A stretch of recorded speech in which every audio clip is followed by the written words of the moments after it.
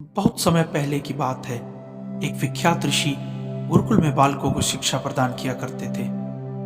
उनके गुरुकुल में बड़े से बड़े राजाओं के पुत्रों से लेकर साधारण परिवार के लड़के भी पढ़ा करते थे। वर्षों से शिक्षा प्राप्त कर रहे शिष्यों की शिक्षा आज पूर्ण हो रही थी और सभी बड़े ही उत्साह के साथ अपने अपने घरों को लौटने की तैयारी कर रहे थे। तभी ऋषिवर की तेज आवाज सबके कानों में पड़ी, आप सभी मैदान में एकत्रित हो जाएं। आदेश सुनते ही शिष्यों ने ऐसा ही किया।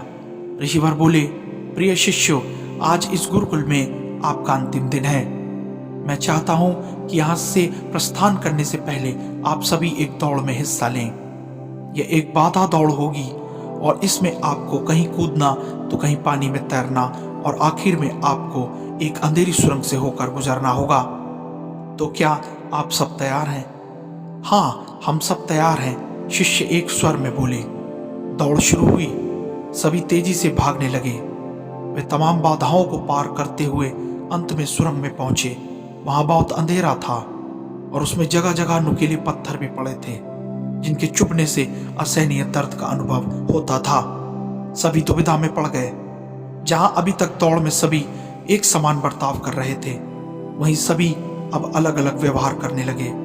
खैर, सभी ने जैसे तैसे दौड़ खत्म की और ऋषिवर के सामने एकत्रित हुए।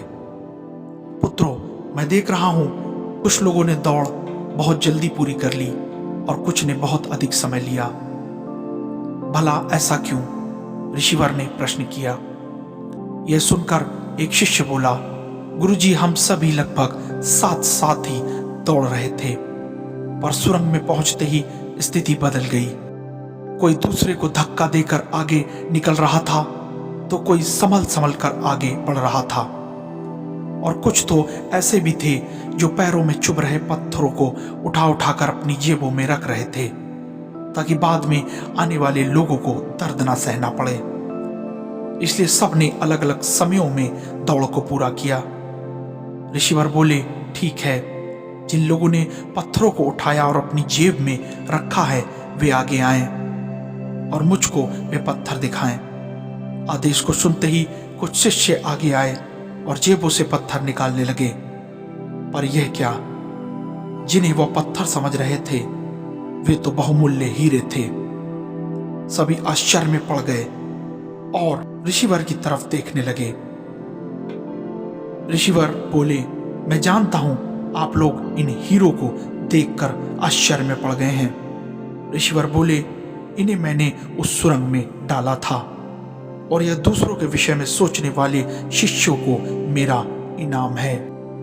दोस्तों, यह दौड़ जीवन की भाग दौड़ को दर्शाती है, जहां हर कोई कुछ न कुछ पाने के लिए भाग रहा है, पर अंत में वही सफल होता है जो दूसरों के हित में सोचता है।